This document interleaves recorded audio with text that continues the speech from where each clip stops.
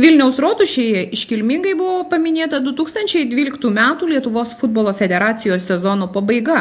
Apdovanoti šalies futbolo pirmenybių čempionai bei prizininkai, pagerbti geriausieji metų futbolininkai, treneriai ir teisėjai.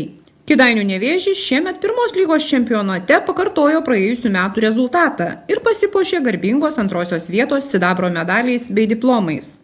O rezultatyviausiam pirmenybių puolėjui Aivarui Lyberiui, įmušusiam net 24 įvarčius, buvo įteiktas specialus apdovanojimas. Aš manau, kad Kėdainių Nevėžis tinkamai atstovavo Lietuvos futbolo federacijos pirmoje lygoje. Mes pakartojom praeitų metų rezultatą, kas iš tikrųjų parodo klubo stabilumą, nėra taip paprasta. Pasiekus antrą vietą jie išsaugo, taip kad aš tikrai vertinu, sakyčiau, netgi labai gerai sezoną.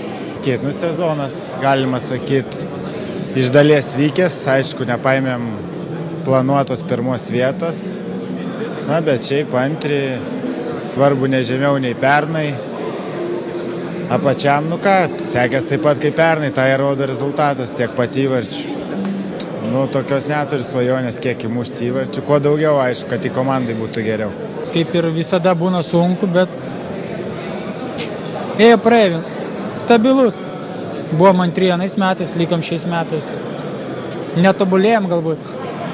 Įsiminė tai rungtynė su Granitu, kai pirmavom 2-0 ir dar galėjom įmušti mažiausiai galbūt 5 įvarčius.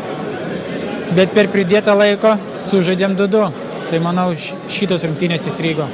Kėdainių Nevėžio vyriausiasis treneris Saulius Vertelis apgailestavo, kad vos 4 taškais nusileista pirmosios vietos lyderiai Jonavos Lietavai. Tačiau iš klaidų mokomosi, tad galima tikėtis ir geresnių rezultatų. Pradedant kalbėti apie sezoną, norėčiau galbūt pirmiausia pasakyti, kad neįvykdėm užduočių, kurios įsikėlėm. Atsimenu pradžioje sezono Kėdainiuose prieš pirmas rungtynės irgi buvo pasitarimas, kalbėjom apie ateinantį sezoną. Norėjom kuo mažiau pralošti rungtynių, kaip aš minėjau, kad kuo mažiau pralaimėti ir kuo namuose ypač, bet vėl nesigavo kaip ir pernai. Belieka daryti išvadas ir kitais metais ištaisyti klaidą. Galbūt čia mano didesnė tokia klaida buvo, nesukomplektavom tokios pagrindinės komandos, buvo daug žaidėjų, kiekvienos rungtynės žaidė kiti žaidėjai.